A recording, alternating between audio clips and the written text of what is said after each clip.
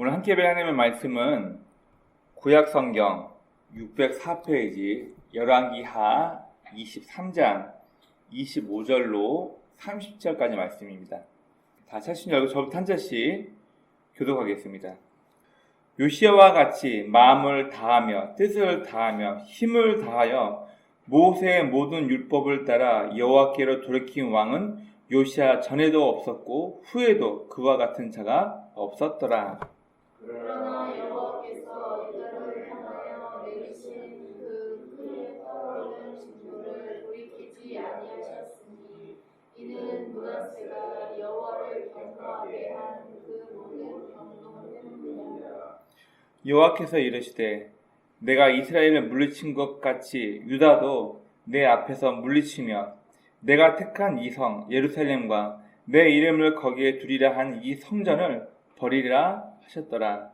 요시야의 많은 사적과 행한 모든 일을 유다와 역대 지략에 기록되지 아니하였으며 요시야 당시에 애굽의 왕 바로 느고가 아수르 왕을 치고자 하여 유브라데 강으로 올라가므로 요시야 왕이 맞서 나갔더니 애굽 왕이 요시야를 무깃도에서 만났을 때 죽인지라. 신복들이 그의 시체를 병거에 싣고 무깃도에서 예루살렘으로 돌아와 그의 무덤에 장사하니 백성들이 요시야의 아들 여호아스를 데려다가 그에게 기름을 붓고 그의 아버지를 대신하여 왕으로 삼았더라. 아멘. 기도하겠습니다. 하나님, 오늘도 저에게 귀한 날씨 허락하시고 또 건강한 몸을 주셔서 저희가 이곳에 함께 모여서 같은 마음 같은 뜻으로 함께 예배드리게 하심을 감사드립니다. 하나님, 무더웠던 여름이 어느덧 지나가고 이제 서늘한 가을이 찾아왔습니다. 하나님, 자칫하면 해이해지는 우리 마음 가운데 우리의 생각과 우리의 태도가 하나님을 벗어나 인간적인 생각, 하나님과 반대되는 생각을 했었다면 그런 잘못된 생각과 태도를 버리고 다시 하나님께로 집중할 수 있는 귀한 그런 시절 될 수 있도록 하나님 인도해 주옵시기 원합니다. 오늘도 부족한 자가 주의 말씀을 들고 단위에 섰습니다. 오직 약속된 주의 말씀을 잘 증거하는 입술 되게 도와주옵시고 하나님, 이 말씀이 종교 행사하고 시간 낭비하고 끝나는 시간이 아니라 말씀을 통하여서 하나님과 개인적인 인격적인 만남이 있는 귀한 시간이 되어질 수 있도록 주님 인도하시고 붙들어 주옵소서.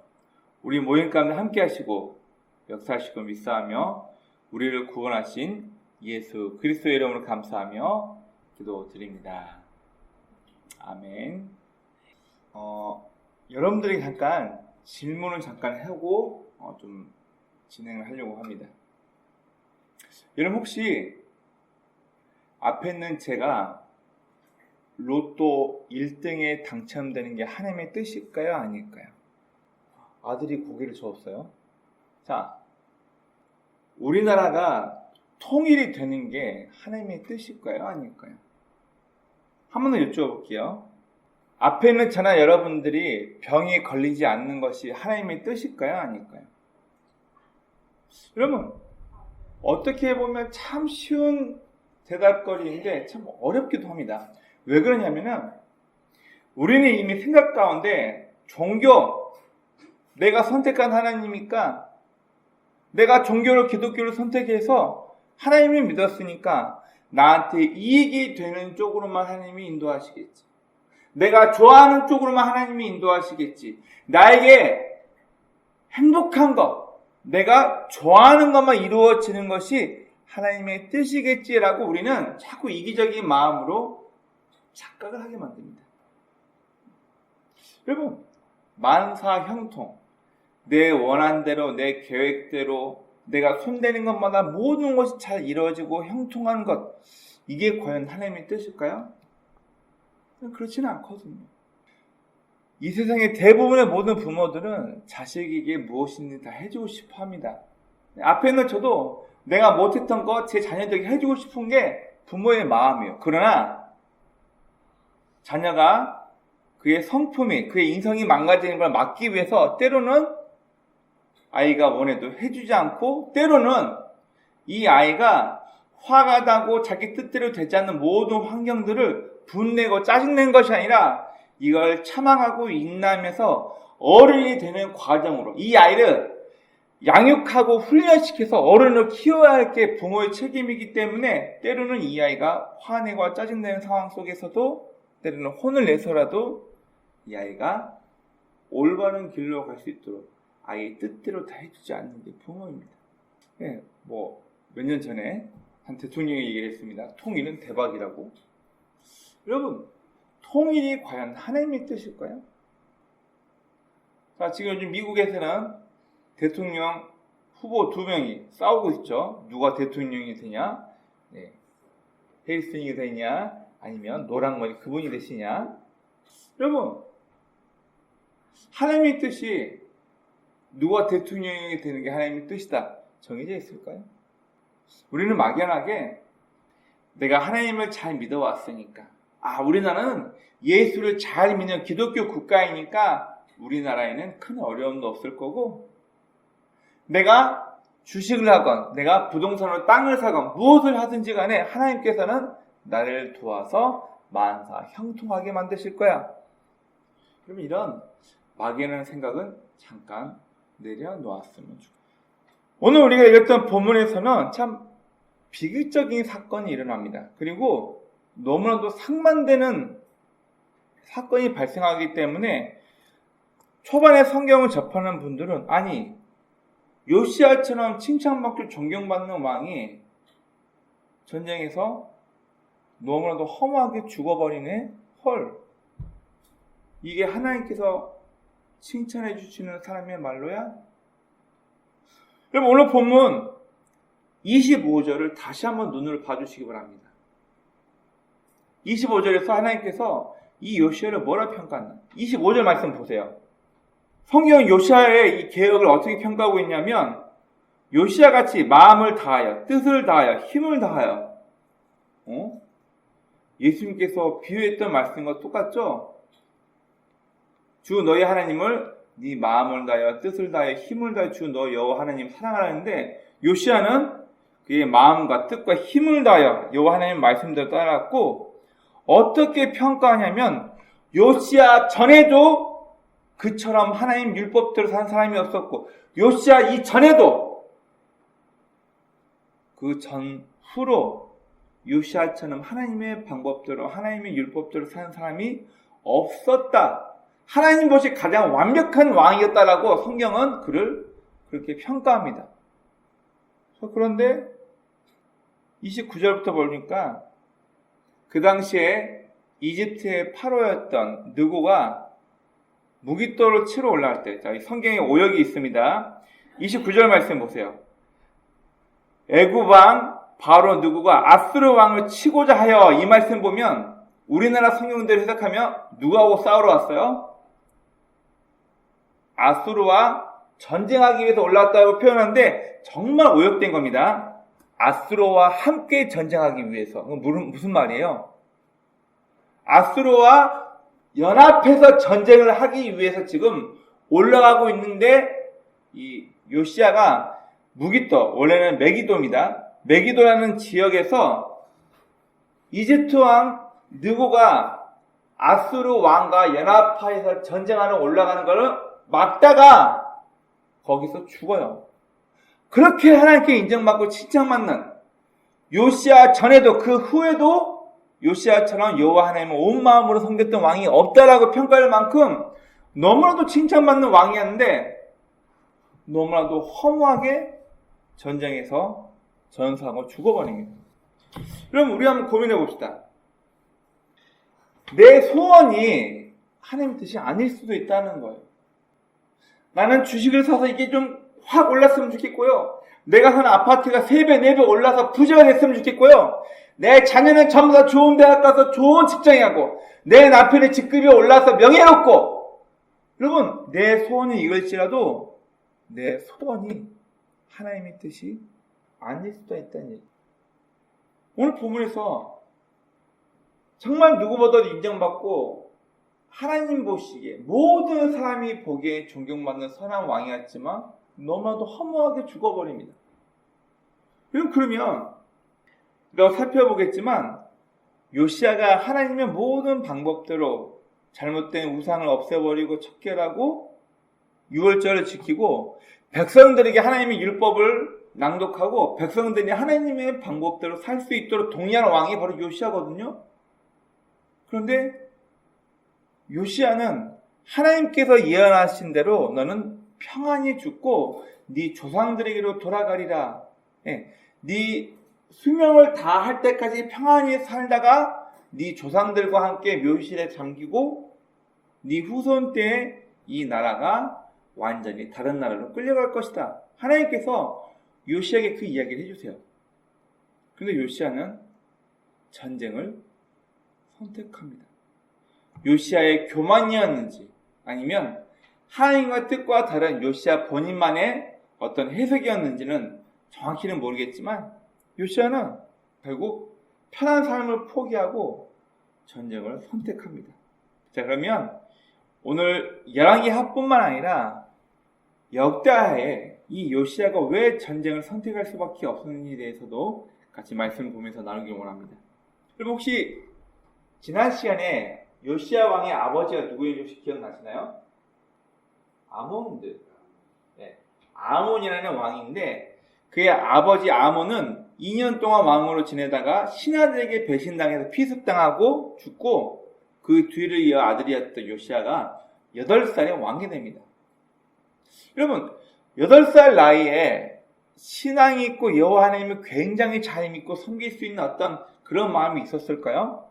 저는 그렇게 생각하지 않고 누군가가 이 요시야 왕에게 선한 영향력, 그가 하나님만을 믿고 섬길 수 있도록 그를 독려하고 옆에서 지도했던 사람이 있었던 것 같습니다. 자, 그러면 역대하에 보면 그 힌트가 나와 있어요.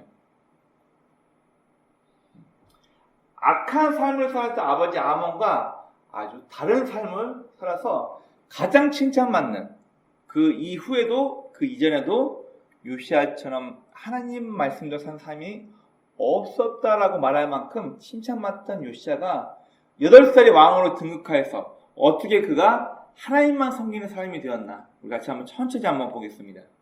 그러면 요시야는 누구의 영향을 받았을까요?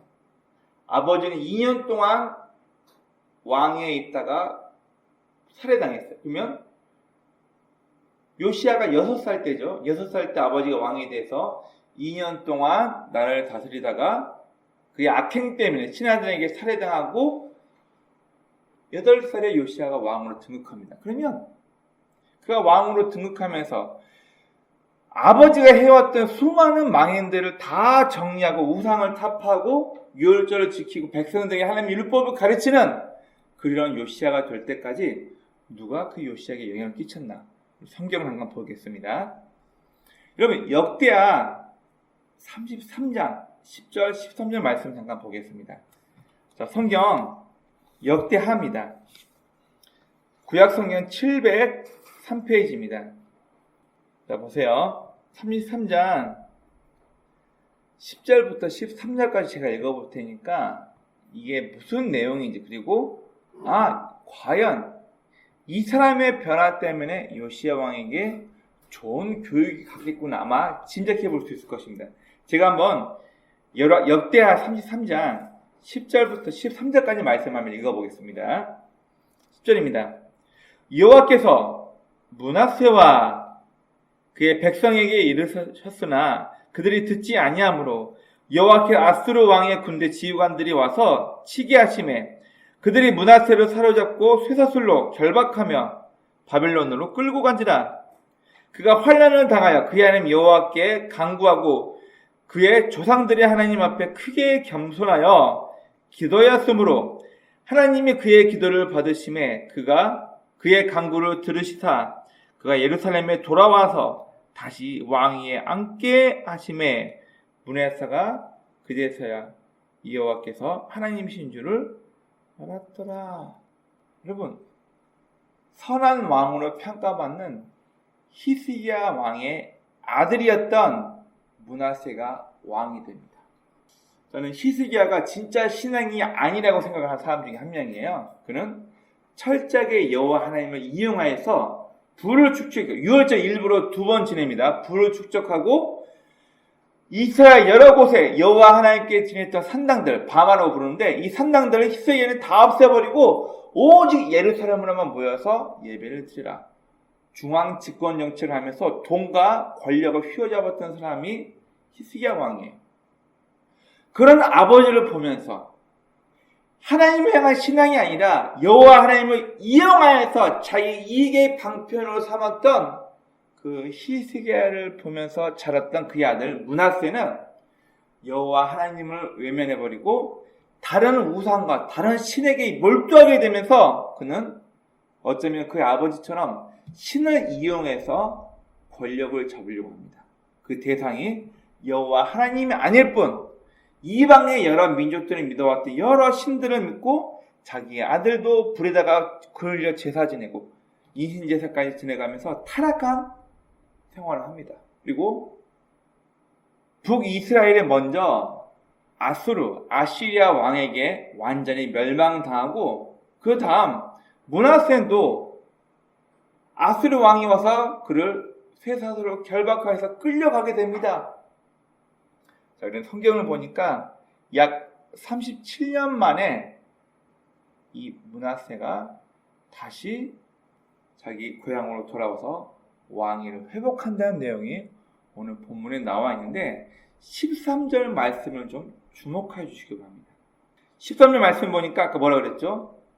13절에 하나님이 그의 기도를 받으시며 그의 간구를 들으시사 그가 예루살렘에 돌아와서 37년 만에 끌려갔다가 37년 만에 다시 왕으로 복귀하는 거예요. 다시 왕위에 앉게 하심에 므낫세가 뭐라 그러죠? 그제서야 여호와께서 하나님이신 줄을 알았더라.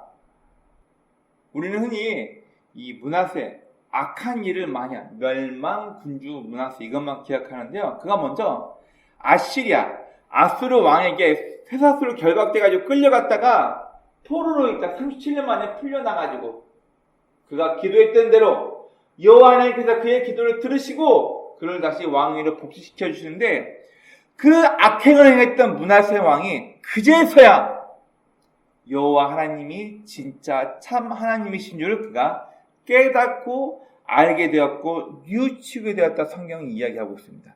여러분 이 다음을 보세요. 여호와 하나님이 진짜 참 신이시고 종교의 대상이 아니라는 걸 알게 된 므낫세의 행동을 보세요. 자, 그 다음부터 보겠습니다. 14절 보니까 그 후에 다윗성 밖 기온 서쪽 골짜기 안에 외성을 쌓던 엄은 어기까지 이르러 오벨을 둘러 매우 높이 오벨을 쌓고 유다 모든 경호성음에 군 지휘관을 쌓고 군사를 보강합니다. 그리고 뭐 하냐면 15절 보세요. 자, 15절 다 같이 읽어봅니다. 시작. 이방 신들과 여호와의 전에 우상을 제거하며 여호와의 전을 건축한 산에와 예루살렘에 쌓은 모든 제단들을 다 성밖에 던지고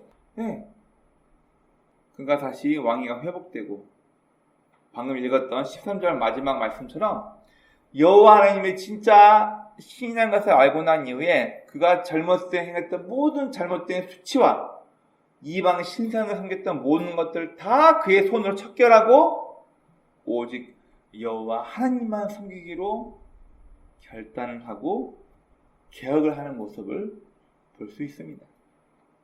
그는 므낫세는 물론 악한 왕이었지만 징계를 통해서 37년간 아수르 왕에게 포로로 끌려갔다가 그의 왕위가 회복되고 난 이후 그는 여호와 하나님이 참 신이라는 것을 알게 된 이후 모든 우상을 타파하고 하나님만 섬기는 어쩌면 과거에 자기의 모든 치욕스럽던 죄악을 스스로 다 깨끗이 씻어버리고 그는 오직 여호와 하나님만 섬기기로 결단하며 그의 인생 말년을 보냅니다. 여러분 생각해 보십시오. 므낫세가 돌아왔을 때 그의 아들 아몬이 왕위에 있었겠죠. 그리고 아몬이 2년 동안 왕으로 있다가 죽고 난 이후에 누가 요시야 왕을 가르쳤을까요? 이 문맥대로 본다면 철저하게 회개하고 자신의 전에 과거의 삶을 회개하고 하나님께로 돌아온 요시야 왕의 할아버지 므낫세의 영향을 받지 않았을까요? 저는 개인적으로 일찍 살해당한, 2년 만에 살해당한 그의 아버지 아몬보다는 아수르 포로로 끌려갔다가 돌아와서 나라를 개혁하고 다시 하나님께로 돌아온 이 므낫세의 영향을 받으며 큰 게 아닌가, 저는 그렇게 생각을 합니다. 그는 회개한, 돌이킨 할아버지 므낫세의 영향으로 그는 하나님만 섬기는 왕으로 그가 크지 않았나, 그렇게 생각해 봅니다. 자, 그러면 악한 아버지 아몬과 다른 길을 선택한 요시아에 대해서 잠깐 살펴보도록 하겠습니다. 요시아가 왕이었을 당시에 활동했던 유명한 선지자가 있습니다. 바로 우리 흔히 눈물의 선지자라고 하죠. 예레미야가, 요시아가 13년째 왕으로 된 지 13년째, 그러니까 21살째죠. 21살 때부터 그가 죽는 날까지 요시아 왕을 도와서 여호와 하나님 말씀을 전했던 그 당대 선지자가 누구냐면 바로 예레미야예요. 자, 그러면 8살의 왕이 된, 어쩌면 꼬마죠. 초등학교 1학년밖에 안 된 아이가 어떻게 이렇게 큰 계약을 펼치고 하나님만 섬기는 왕이 되었을까? 저는 개인적으로 회개한 그의 할아버지 므낫세의 영향과 당대 눈물의 선지자 예레미야의 도움이 있었다고 저는 생각을 하게 됩니다. 그럼 생각해 봅시다. 이 예레미야가 누구인가? 나중에 한 번씩 나눠보겠지만 이 예레미야는 아나돗 출신의 선지자입니다. 자, 이 아나돗이라는 지역이 어느 지역이냐면, 여러분 우리가 솔로몬 때로 돌아 기억해야 되는데요. 솔로몬이 왕이 되기 전에 그의 배다른 형 아도니아가 왕이 될 때, 왕이 되려면 군대 장관 그리고 하나님을 섬기는 대제사장이 창관하여서 이 사람을 왕으로 추대합니다 해야지만 왕이 되는 거예요. 이때 아도니아 편에 붙은 사람이 누구냐면은 다윗의 군대 장관이었던 요압이 아도니아 편에 붙고요. 다윗의 제사장이었던 아비아다라는 사람도 이 아도니아라는 사람이 왕이 될 때 그쪽 편에 붙어가지고 지네 마음대로 아도니아를 왕으로 세워버려요. 안 되겠다. 다윗이 중간에 딱 선을 긋습니다. 나는 내 아들 솔로몬을 왕으로 세우겠다고 모든 백성들 앞에서 선포해버리니까 아도니아와 그 편에 붙어있던 이 사람들은 어떻게 되는 거예요? 바로 쫓겨나는 거예요. 원래는 이 제사장 아비아들은 사형당해야 돼요. 근데 솔로몬이 봐줘. 야, 너는 나를 반역하고 내 배다른 형제를 왕으로 세운 데에 있어서 너는 죽어 마땅해. 그러나 아비아들, 너는 내 아버지 다윗 시대 때 여호와 하나님을 섬겼던 사람, 제사장이기 때문에 네 목숨을 살려주겠다. 하지만 너는 귀양 보낼 거야. 이 아비아달과 그의 집안을 다 어디로 귀양 보냈냐면 아나돗이라는 지역으로 귀양 보내버려요. 그러면 몰락한 제사장 집안인 거예요. 이 몰락한 제사장 집안에서 툭 튀어나와가지고 하나님의 말씀을 선포했던 사람이 누구냐면 바로 예레미야예요. 사람들이 예레미야를 엄청 무시하는 거예요. 어린 나이에 제사장이 되었죠. 또 몰락한, 이미 귀양받아가지고 몰락한 제사장 집안에서 태어나와가지고 여호와 하나님의 말씀을 전하니까 주변 사람들이나 힘 있는 사람이 이 예레미야 말 듣겠어요, 안 듣겠어요? 다 예레미야를 무시하고 업신여기고 하는데 예레미야는 끝까지 하나님의 말씀을 전하고 전했던 선지자입니다. 여러분, 다시 8살의 요시아 왕이 왕으로 등극하였습니다. 그러나 그가 왕이 되었을 때 그가 온전히 여호와 하나님을 믿고 섬길 수 있도록 그를 도운 사람 중에 회개한 그의 할아버지 므낫세가 있었고, 또 우리가 알고 있는 예레미야가, 이 요시아가 온전히 하나님만 믿고 섬기는데 도움을 주었던 사람으로 이 동시대에 이 사람들이 있었습니다. 자, 그러면 예레미야서 1장 1절부터 3절 말씀을 보면, 자, 그가 언제 활동했는지 나와 있어요. 자, 보세요. 요시야가 다스린 지 13년에 여호와의 말씀이 예레미야에게 임하였고, 자, 실제로 이 예레미야는 요시야 왕보다 7에서 8살 나이가 어린 사람입니다. 자, 또 보세요. 역대하 34장 8절 말씀을 보면 요시야가 왕위에 있은 지 18년째 이때 뭘 발견하냐면 하나님의 성전이 많이 기울어지고 부서져가지고 하나님의 성전을 보수공사, 기둥도 세우고 부서지는 걸 고치다가 뭘 발견하냐면 여호와 하나님의 모세를 통해서 전달된 율법책이 전달이 돼요. 무슨 말이냐면 여러분 우리나라처럼 성경이 대대손손 내려온 게 아니란 얘기예요. 자세히 말씀드릴게요. 하나님께서 모세를 통해서 율법을 주셨어요. 그죠? 자, 그리고 이 율법이 모세의 다음 후계자인 여호수아에게도 전달되었는데 이스라엘에서 가장 못된 책망을 누구에게 하냐면 여호수아. 우리는 자꾸 이게 이상하게 번역이 돼가지고 여호수아 본바다 앞으로 이 산지를 내게 주소서. 여러분 굉장히 한국적인 해석으로 불려진 잘못된 찬양입니다. 하나님께서 모세에게 율법을 주셨고 이 율법이 여호수아에게 전해지고 여호수아가 백성에게 전달해진 율법이 사사시대 때부터 여호수아의 못된 행동 때문에 백성들에게 율법이 전달되지 않아요. 왜 여호수아에게 전달된 모세에게 전달된 여호와의 율법이 여호수아 때 백성들에게 공포가 안 되냐고요? 여호수아가 무슨 짓을 했다고요? 갈렙이 먼저 이 산지를 내게 주었어. 나 그만큼 일하고 힘있고 노력했으니까 가장 좋은 곳을 여호수아가 이 갈렙이 유다 지파 갈렙이 먼저 다 찜해놓고 가져가 버려요. 여호수아가 무슨 짓을 하냐면은 힘있는 유다 지파 네가 좋은 땅 그럼 나머지 좋은 땅은 내가 가져갈 거야. 우리가 에브라임 지파야 힘있는 에브라임 지파니까 유다 지파가 먼저 좋은 땅 가져가 버리고 그 다음으로 나머지 좋은 땅을 여호수아가 자기네 지파 땅이라고 우기면서 나머지 좋은 땅 싹 가져가 버리고 쓸데없는 땅을 제비 뽑아가지고 나머지 지파에게 싹 뿌려버립니다. 그게 여호수아예요. 그러면 12지파 중에서 2지파가 힘있다고 땅을 독차지해서 갖고 와버리고 쓸모없는 나머지 땅을 제비 뽑기 해가지고 나머지 10지파에게 나눠줍니다. 여러분 이게 실제 이스라엘 역사예요. 그러면 10지파가 여호수아를 존경할까요? 네. 이게 실제 이스라엘 역사입니다. 이 상태에서 사사기가 시작돼요. 그러니 사사기 제일 처음에 뭐로 시작된지 아세요? 그때 여호와의 말씀이 없으므로 백성들이 자기 눈에 보기 좋은 대로 행하였더라. 타락한 이스라엘 민족의 정착기 사사기가 그렇게 시작되고 그렇게 끝이 납니다. 하나님의 율법 전수가 안 됐다는 거예요. 누구 때? 여호수아 때 그 율법이 이미 끊겨버려요.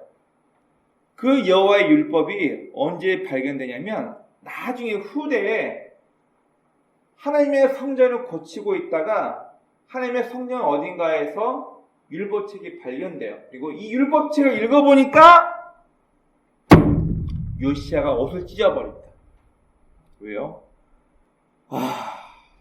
우리 조상들이 내 할아버지와 내 아버지와 했던 이 모든 행동들을 이 율법책에 비교해서 보니까 이건 우리 조상들이 나라가 망하게끔 철저하게 하나님을 외면하고 우상을 섬기면서 타락한 삶을 살았구나. 이걸 깨닫고 나서 요시야가 자기 옷을 찢어버립니다. 울고 불고 난리 납니다.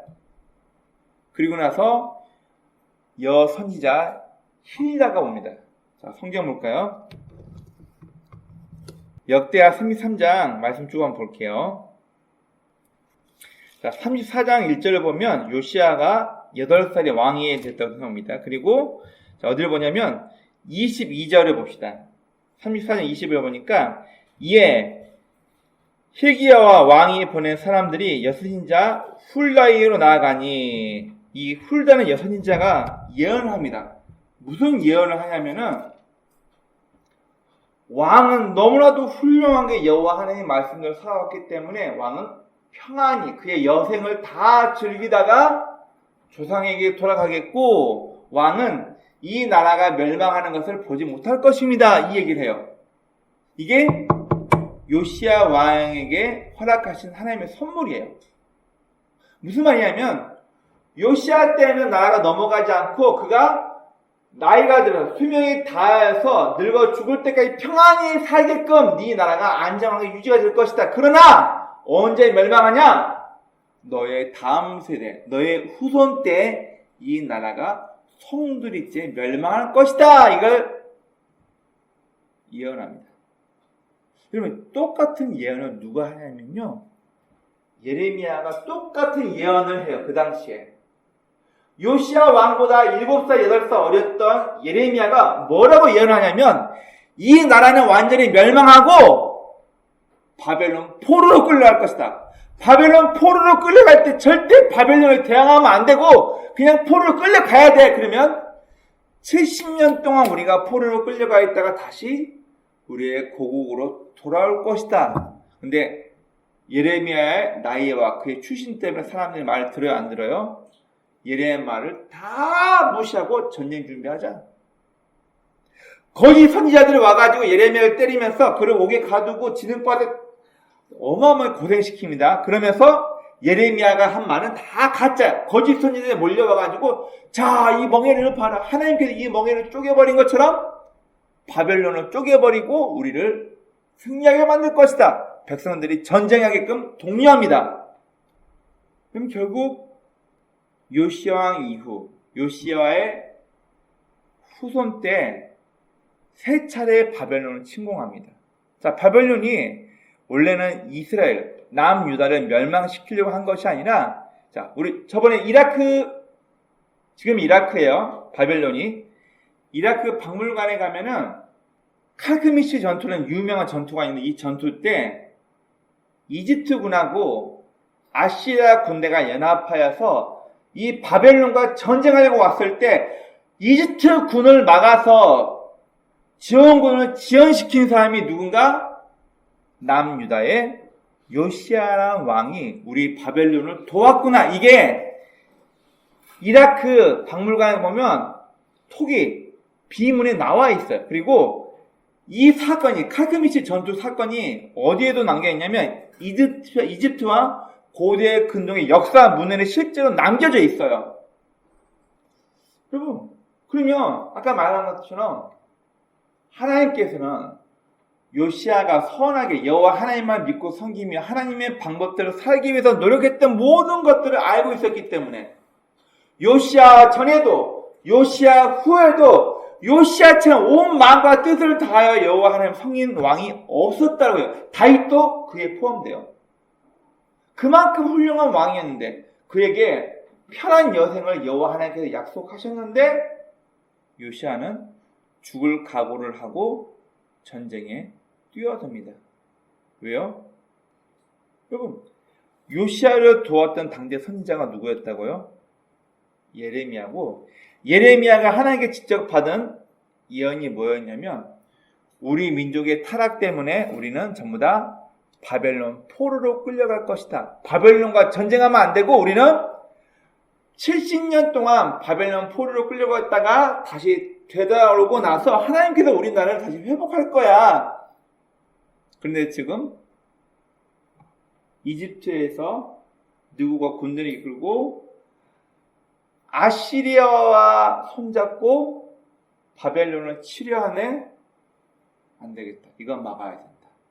아시리아가 그 당시 고대 근동의 가장 큰 강대국이었고 이스라엘뿐만 아니라 남유다까지 멸망시키려고 했기 때문에 왕이었던 요시야의 선택은 나라의 안정과 바벨론 포로로 끌려가서 70년 동안 우리나라가 강대국 바벨론의 보호를 받고 있다가 다시 풀려날 것을 이미 예레미야를 통해서 예언을 들었기 때문에 요시야 왕은 고민을 한 거예요. 내가 평안하게 살다가 죽을 것인가? 아니면 아시리아를 도와서 바벨론을 침공하기 위해 지금 군사를 이끌고 올라오는 저 이집트 군대를 내가 막아 세울 것인가? 그는 고민합니다. 어쩌면 죽을 걸 알고 있었는지 모르겠어요. 전쟁이니까. 하지만 요시야는 하나님께 약속받은 편한 여생을 포기하고 결국 죽을 수도 있는 전쟁터를 향하여서 이집트 군대를 막아 세웁니다. 여러분 보세요. 3절 28절. 이게 하나님께서 그에게 주신 훌다 선지자를 통해서 요시야 왕에게 전한 하나님의 메시지예요. 너의 조상들에게로 돌아가서, 이게 뭔 말인지 아시죠? 이스라엘은 2차 장례가 있다고 그랬어요. 1차는 몸에 동물성 기름을 발라서 싹 썩어버리게 하고 난 다음에 뼈만 모아가지고 할아버지 할머니의 모든 조상들의 뼈가 모아있는, 오수아이라고 불러요. 조상들의 뼈가 있는 통 속으로 그 뼈를 모아다가 갖다 놓는 게 2차 장례예요. 그래서 네 조상들에게로 돌아가 평안히 묘실로 들어가게 하리니, 객사가 아니에요. 네 수명을 다해서 평안히 늙어 죽는다, 그 얘기예요. 그런데 보세요. 이곳 주민, 바로 남유다 사람들에게요. 남유다의 타락을 보시고 그들에게 내리는 모든 재앙을 너는 눈으로 보지 못하리라. 너는 평안히 있고 네가 죽고 난 이후에 네 후손들이 이 모든 재앙을 당하게 될 것이다. 이게 하나님께서 요시야 왕에게 허락하신 축복이에요. 여러분, 누구와 너무 다르지 않아요? 히로 시작하는 왕, 히스기야. 너무 잘했죠? 히스기야 뭐라 그래요? 아, 감사합니다. 나한테만 그 재앙이 안 오면 되고 내 후손들에게 오는 거 괜찮아요. 상관없어요. 나만 재앙 당하지 않으면 돼요. 너무 다르지 않아요? 히스기야와 너무나 다른 선택을 요시야가 하게 됩니다. 그리고 역대하 35장 20절부터 25절 말씀을 보면 요시야는 진군하고 있는 이집트 군대, 느고의 군대를 저지하고 메기도, 무기다라는 곳에서 결국 처참하게 그는 전사하게 됩니다. 자, 여기 잠깐만 볼게요. 원래 여기가 여러분, 이게 이집트가 여러분 이집트 할 때 집 밑에 비읍인가요? 피읍인가요? 비읍이 아니에요. 원래는 피읍이에요. 피가 들어가요. 알파벳 피. 우리나라가 자꾸 이상하게 중국말 영향을 받아가지고 중국말을 그대로 번역하다 보니까 이 단어가 엉망진창이에요. 그래서 우리나라 번역한 말을 얘기하면 알아먹질 못해요. 그리고 원래는 갈그미시가 아니고 케르그미시예요. 그 케르크미시예요. 케르는 말이 언덕, 그미시라는 게 신의 이름이거든요. 그미시의 언덕이라는 뜻의 이 지형인데 바로 이 지형에서, 이곳에서 아시리아 군대하고 이집트 군대가 동맹을 맺고 이 바벨론 군대와 싸우려고 여기에 모여 있는 거예요. 자, 이 요시야 왕이 어디서 보급 군대를 끌고 있는 이집트 군대를 막냐면, 쭉 그러다 보면 여기 보면 무기토, 이게 또 잘못된 거예요. 무기토라면 이 세상 어디 사람도 못 알아먹어요. 메기도. 메기도가 원 단어입니다. 메기도인데 무기토를 우리나라 성경은 잘못 번역된 거예요. 이 메기도라는 지역에서 요시야 왕이 군대를 막습니다. 자, 나중에 티투머스 2세가 북쪽에 있는 아시리아가 아니고 이 다른 군대를 저항해서 싸울 때 어디를 지나냐면 이 무기토라는 지역은요, 메기도라는 지역은 큰 광야, 평원. 어떤 사람들은 요한계시록을 볼 때 아마게돈 왕들이 모여서 싸움을, 마지막 최후의 싸움을 하는 곳 아마게돈이라는데, 이 아마게돈을 무기토라고 얘기를 합니다. 자, 보세요. 이 무기토로 갈 수 있는 지형의 길은 세 군데밖에 없어요. 절벽으로 협곡이 있고, 메기도, 다낙, 이 티투머스 2세도 이 다낙이라는 길을 통해서 북쪽에 있는 이 전쟁할 때 이 길을 이용을 해요. 그래서 이스트 군대는 이 무기토 지역을 지나서 북쪽 민족을 치러 올라갈 때 자신의 선조들 때부터 이용했던 길을 알고 있는데 그 길을 누가 막냐면 요시야가 막아버립니다. 그리고 참 재밌는 대화를 해요. 이 바로 느고가 성경에 보면 뭐라고 얘기하냐면 나는 너와 싸울 일이 없다. 길을 비켜라. 나는 아수르를 도와서 바벨론 왕을 치러 올라가는 길이다. 너랑 상관없으니까 길을 터라. 그런데 요시야가 거절합니다. 자, 또 얘기를 해야겠네요. 바로 느고가 하나님의 입을 통해 나온 바로의 느고의 말이 나는 하나님의 명령을 맡아서 바벨론을 치러 올라간다. 정말 잘못된 해석입니다. 그러면 우리나라 성경만 보고 있는 분들은 얘기를 해요. 그러면 이집트 파라오가 여호와 하나님을 믿었네? 그 말이에요? 아니요. 그가 믿고 있는 신의 이름을 야훼, 네가 알 수 있는 최고의 신이 야훼지. 내가 믿고 있는 최고의 신, 내가 바로 태양의 아들이야. 파라오란 말이 뭔 말이에요? 신의 아들이라는 뜻이거든요. 내가 바로 왕의 명령인데, 내가 바로 시대의 명령을 받고 이곳을 지나가야 되니까 너 비켜. 지금 그 얘기를 하는 거예요. 그런데 요시야가 그 말을 안 듣고 이집트 군대와 바로 이곳에서 전쟁을 벌이고 여기서 전사하게 됩니다. 그러면 한번 생각해 봅시다. 요시야는 분명 하나님께 칭찬받으며 편한 여생을 이미 약속받았는데 왜 이 편한 여생을 포기하고 전쟁터에 뛰어들었을까요? 여러 가지 해석할 수 있습니다만 어떤 학자들은 이렇게 얘기합니다. 예레미야에게 임한 하나님의 말씀을 요시야 왕이 알고 있었다는 거예요. 무슨 이야기? 우리 조상들의 타락함 때문에 우리는 바벨론 포로로 끌려가서 70년 동안 바벨론에 있다가 70년 후에 다시 나라가 회복될 거야. 절대로 바벨론과 싸우면 안 돼. 요시야가 계속, 그리고 예레미야가 계속 이 이야기를 하니까 백성들에게 미움을 갖고 또 그 이야기를 요시야 왕이 예레미야의 선지의 내용을 들어 알고 있기 때문에 그러면 우리 민족을 70년 동안, 물론 포로지만 우리 민족을 70년 동안 강대국에 의해서 보호받기 위해서는 바벨론이라는 나라가 건재해야 돼. 북이스라엘을 멸망시켰던 저 아시리아가 이 싸움에서 이겨버리면 하나님의 말씀은 바벨론을 통해서 우리가 70년 동안 포로로 보호받는다고 했는데 바벨론이 져버리면 안 돼. 이번 전쟁에서는 내가 바벨론 편을 들고 이집트의 지원군을 내가 지원시켜야 할지. 이렇게 보는 학자가 있고 또 성전에서 발견한 율법책 때문에 우리는 철저하게 망할 수밖에 없다. 하지만 예레미야 말 들어보니까 우리는 아시리아에게 멸망당한 게 아니고 바벨론 포로로 끌려간다? 그러면 우리가 바벨론 편을 들어야만 하네? 이렇게 보는 사람도 있습니다. 결국 그는 조국을 위해서 그는 전쟁을 선택하게 됩니다. 결국 이집트 왕 느고를 막다가 무기토에서 전사하게 됩니다.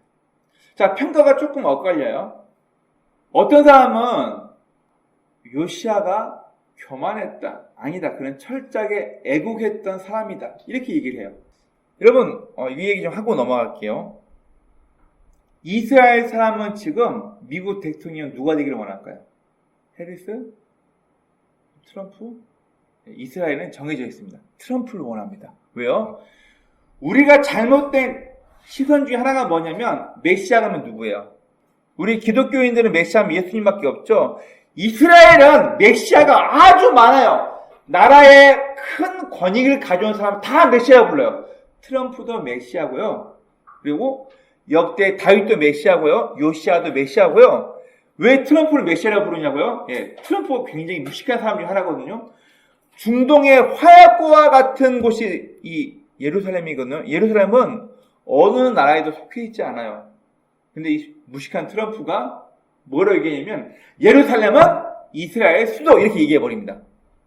그러면 이스라엘 사람들 입장에서 모든 나라가 전쟁에 빌미를 주지 않기 위해서 예루살렘은 그 누구의 나라라고 명칭하지 않거든요. 근데 트럼프만 무식하게 용감하게 예루살렘은 이스라엘 수도 이렇게 공영방송 중에 얘기해버려요.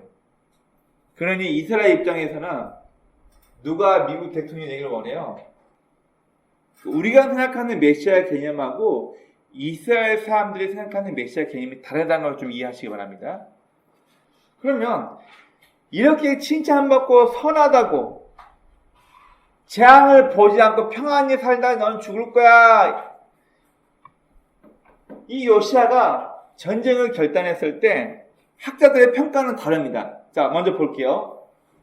요시아는 하나님의 계획을 앞서버려서 그는 교만했다.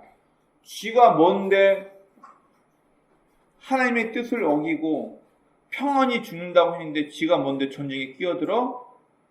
혹시 요시아가 너는 평안히 죽을 거야 라는 이 예언만 믿고 나는 전쟁에 뛰어들어도 안 죽을 거야, 아싸 전쟁하러 가야지 이랬을까요? 그건 모르겠어요.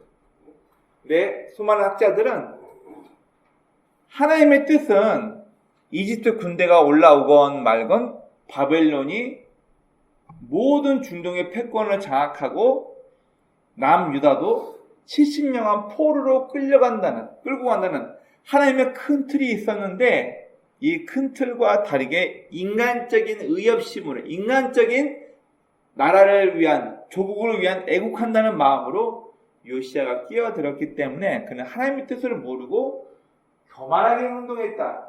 이렇게 평가하는 학자들도 있습니다.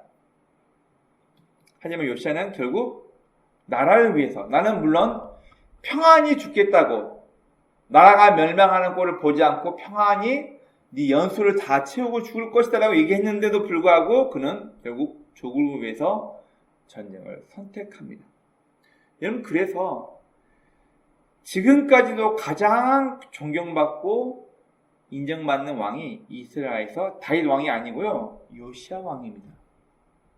요시아만큼 나라를 위해 애국한 왕이 없다라고 이스라엘에서는 모든 국민들에게, 어린아이들에게 가르칩니다.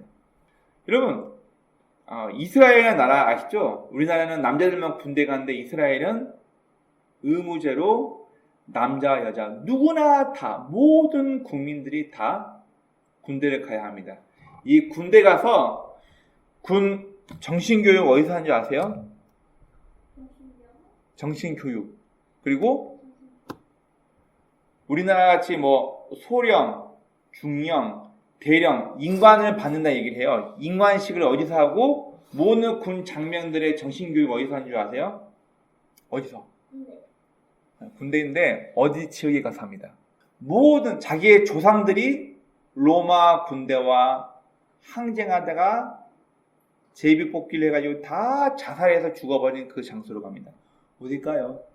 한국. 요단강 옆에 있는데.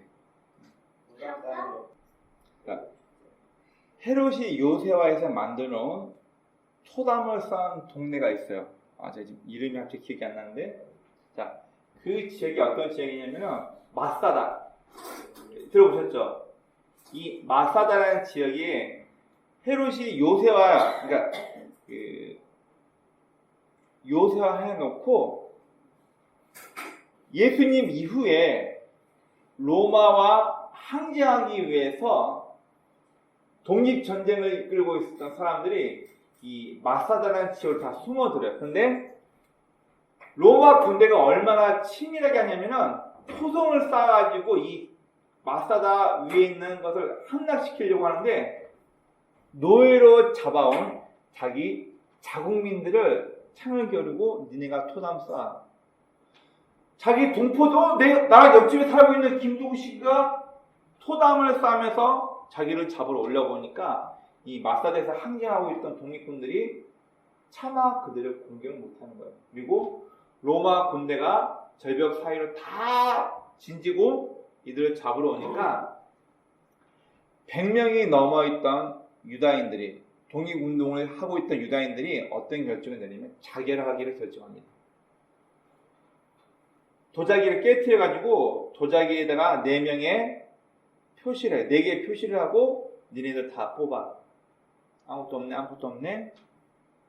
4개의 표시가 되어 있는 뽑은 4명의 사람이 모든 사람을 죽이기로 결정해요. 그리고 자고 있을 때 어떻게 죽었는지 모르겠지만 이 표를 뽑은 사람들이 자기와 함께 자기 가족까지 다 죽이고 4명이 또 2명으로, 2명이 또 1명으로 뽑아서 서로 목을 죽이고 마지막 1명도 다 자결합니다. 그래서 실제 역사에서 로마인들이 마사다를 점령했을 때 유대인들이 아무런 저항 흔적 없이 다 목이 꺼져서 자결했다는 것이 나와 있어요.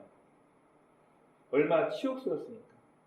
그래서 이스라엘은 지금도 군인들이 처음 인감받거나 정신교육을 받을 때 마사다 지역으로 가서 우리 조상들이 로마와 항쟁하면서 로마의 손에 가족들이 더럽힘 받는 걸 막기 위해서 모든 사람들이 다 자결했다.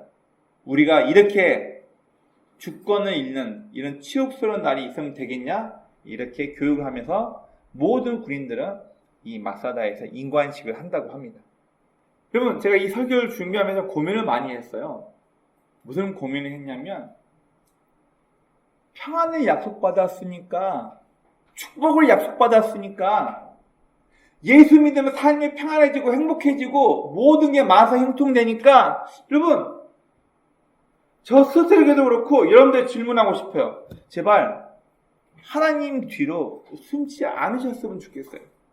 우리 기독교인들이 가장 많이 하는 실수와 잘못 중에 하나가 뭐냐면은 행동하지 않고 하나님의 응답만 기다려요. 내가 움직여야 할 때, 내가 행동해야 할 때, 내가 결단하고 노력해야 할 그 시기를 하나님의 응답이 있어야지 하고 하나님의 뒤편으로 숨어갑니다. 여러분, 우리나라가 3.1 만세 운동을 할 때 우리나라의 민족 대표 33인이 모일 때 그중에 29명, 28명인가 29명이 기독교인이었어요. 여러분, 그들이 잠깐만 있어봐. 하나님께서 환상 중에 응답을 주셔야지. 아니야. 꿈을 통해서 하나님께서 나에게 응답을 주셔야지 내가 독립운동을 준비하지. 좀 기다려봐. 내가 이렇게 기도하고 있을 때 갑자기 막 황홀경에 하늘이 딱 열리면서 하나님이 나타나가지고 너 독립운동해라. 응답을 해야 하셔야지. 여러분, 우리나라 민족 대표 33인이 종교적인 어떤 응답을 받고 조국을 위해서 3.1 만세 운동 준비를 했나요? 아니요. 우리가 참 치사한 것 중에 하나가 뭔지 한번 봅시다. 기독교인들 우리 마음가운데 치사한 것 중에 하나가 뭐냐면, 여러분, 내가 저 신베델이라는 여인을 너무 좋아하는데 하나님, 저 여자와 결혼할까요 말까요? 하나님 응답 주세요. 여러분, 이게 옳아 보이나요? 옳다고 보이나요? 뭔가 문제 있어 보이지 않아요? 물론 내가 잘 준비되고 좋은 배우자를 찾기 위해서 하나님, 이런 여자를 만나고 싶습니다. 하나님, 이런 남자를 만나고 싶습니다. 기도하다가 그런 사람을 보는 거 좋아요. 그런데 사람을 지목해내면 하나님, 나 신베델이랑 결혼해야 되는데 결혼할까요 말까요? 그 응답 올 때까지 기다리고 있어요. 하나님의 응답이 없으면 결혼 안 한다는 거예요? 이게 여러분, 기독교인의 마음 가운데 얼마나 못된 마음이 있냐면, 하나님 응답하셨으니까 하나님이 책임지세요.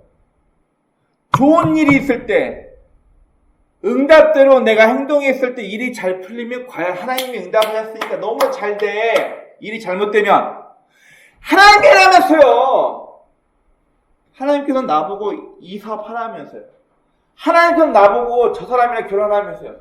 하나님께서 내 아들 보고 이 대학 가라면서요. 하나님께서 이 아파트 사라 하셨잖아요. 일이 잘못됐을 때는 누군가에게 책임을 전가하기 위해서 대부분의 우리 기독교인들이 못된 습관 중에 하나가 뭐냐면, 하나님이 응답하시면 내가 할게요.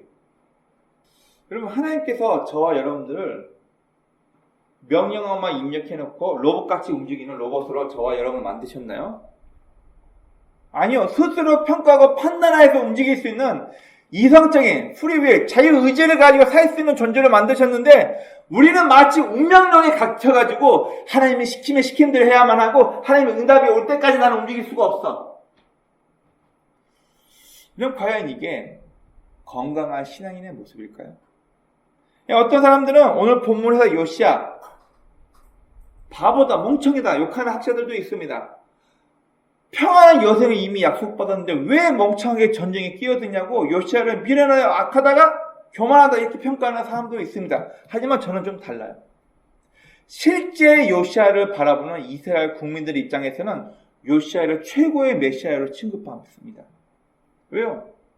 조국을 위해서 요시아가 아니었으면 여러분 바벨론 왕 느부갓네살이 포로에게 땅을 주고 포로에게 자기 재산을 사유재산을 인정하고 포로가 결혼함을 통해서 고위 관직에 올라가게끔 정치했던 사람이 누구냐면 바로 바벨론 왕이에요. 요시아 왕의 행위 때문에 바벨론 왕이 이스라엘 민족, 특히 남유다를 우대합니다.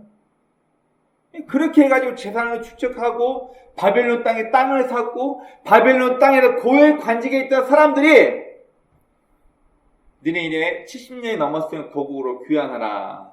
하나님의 말씀이 있음에도 불구하고 아우 싫은데요. 나 여기 70년 동안 우리 할아버지가 이 포로로 끌려가가지고 이 땅의 대지주가 되고 여기에서 고위 관직자가 되고 이미 터를 잡았는데 어디 다시 고향으로 돌아가라는 거예요. 나 싫어요. 그럼 이래가지고 이스라엘 백성들이 당한 치욕스러운 날이 하나 있죠.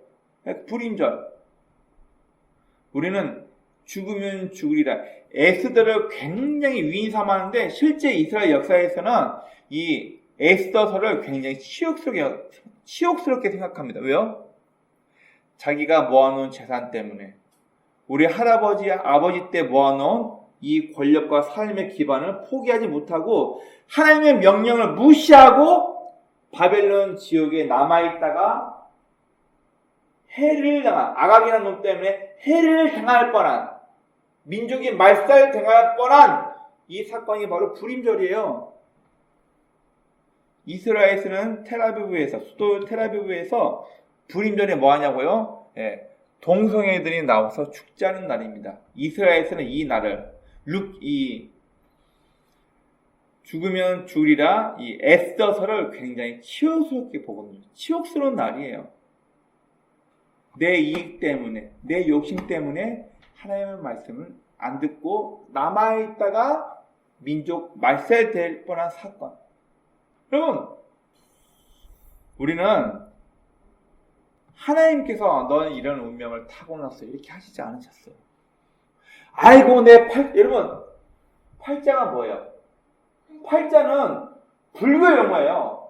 사람이 태어날 때 8개의 문이 있거든요. 8개의 문 중에 내가 어디로 나갈까 그 나가는 문에 따라서 내 삶이 결정된다. 이게 불가의 가르침이에요. 우리는 자꾸 불교에는 너무 많아가지고 아이고 내 팔자 한번 고쳐보자.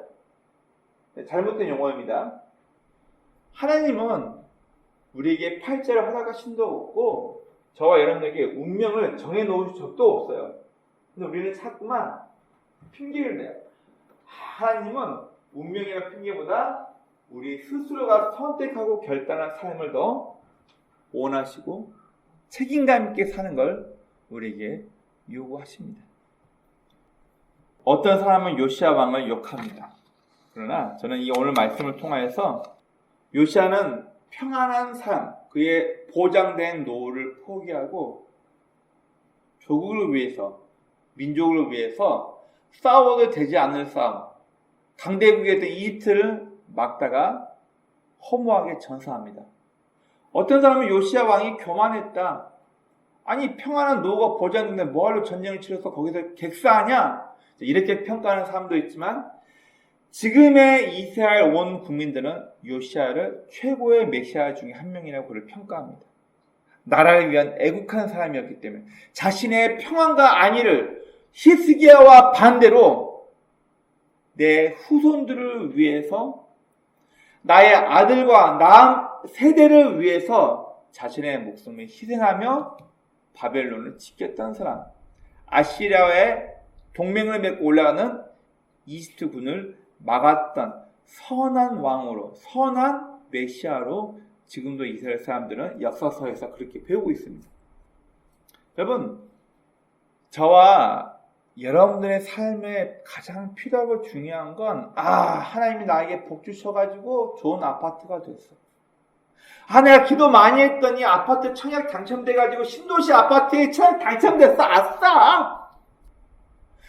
이번에 내가 기도를 많이 했더니 하나님께서 내가 이번에 교회 예배도 잘 다니고 새벽 예배도 잘 다녔더니 하나님께 나에게 복 주셔가지고 내가 이번에 산 주식이 7배 올라서 부자 됐어.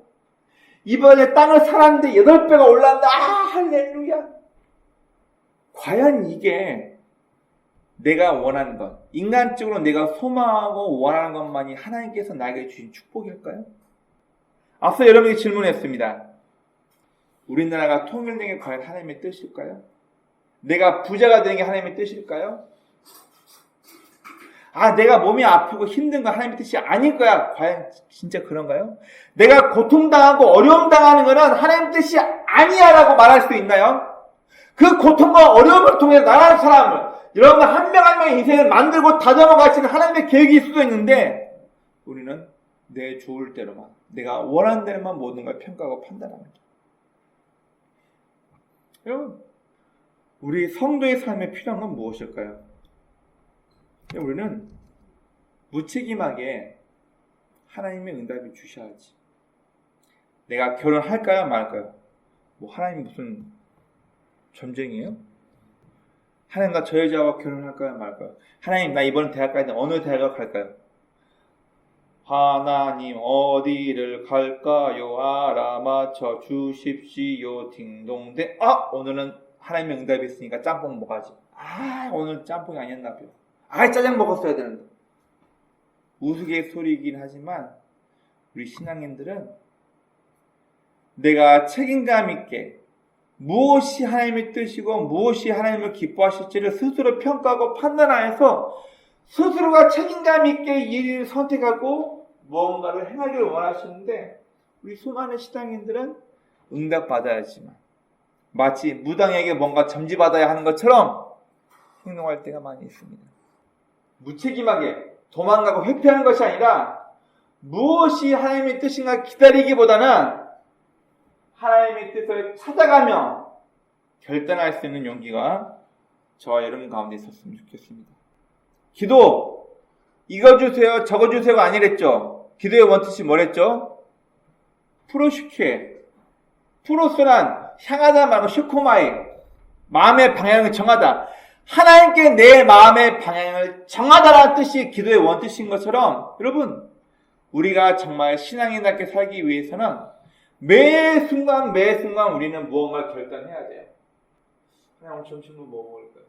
짜장면 먹을까요? 짬뽕 이런 거 말하는 게 아니라 우리가 매 순간 무엇인가를 결단하고 움직이려고 할 때 하나님 입장에서 마음의 방향을 하나님께 두다. 프로쉽게 기도의 원뜻처럼 내가 무엇인가 결단하고 선택하려고 할 때 이게 내 마음이 하나님께 향한 선택인지 하나님이 아니라 내 이익에만 집중되는 선택인지 우리는 이 두 가지를 구분하면서 무엇인가 결단하고 선택할 때 책임감 있게 회피하거나 도망가지 않고 비록 요시야처럼 전쟁터에서 전사한다 할지라도 무엇이 나라와 민족을 위해서 무엇이 내 개인의 욕심이 아니라 하나님 말씀에 하나님 보시기에 올바른 선택인가를 신중하게 선택하며 살아갈 수 있는 아니 이보다 더 도망다니지 않고 책임감 있게